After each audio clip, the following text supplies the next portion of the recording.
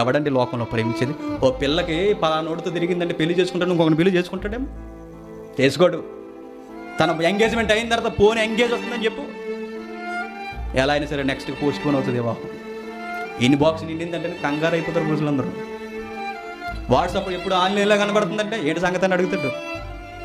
కానీ యేసుక్రీస్తు అన్ని తప్పులు ఉన్నాయి మన జీవితంలో, కానీ యేసుక్రీస్తు నిన్ను కడిగి నిలబెట్టుకున్నాడు. ఐ లవ్ యూ అని చెప్పండి, నేను నిన్ను ప్రేమిస్తున్నాను, నువ్వు నన్ను ప్రేమిస్తావా అని అడిగాడు. దేవుడే దీనుడై భూమి మీదకి వచ్చి మనం ప్రేమించమని అడుగుతున్నాడు. అర్థం అవుదండి ఈ గుడ్డు ప్రపంచానికి. ప్రేమకు అర్థం చెప్పాడండి బైబిల్లో. బైబిల్ రచయితలో దేవుని ప్రేమను వర్ణిస్తున్నప్పుడు నువ్వు గదిలో కూర్చుని బైబిల్ చదివితే నీకు మనసు ఉంటే ఏం చేస్తావో తెలుసు, తండ్రి నన్ను ఎంతగా ప్రేమిస్తున్నావా అని. బైబిల్లో దేవుని ప్రేమ బరువు మనకు అర్థమైతే ఇక దేనిని మనకు ప్రేమించాలనిపించదండి. ఎంతగా ప్రేమించాడో తెలుసా, నిన్ను నన్ను దగ్గర చేసుకోవడానికి తన ప్రియ కుమారుని భూమి మీదకి పంపి బలి చేసాడు.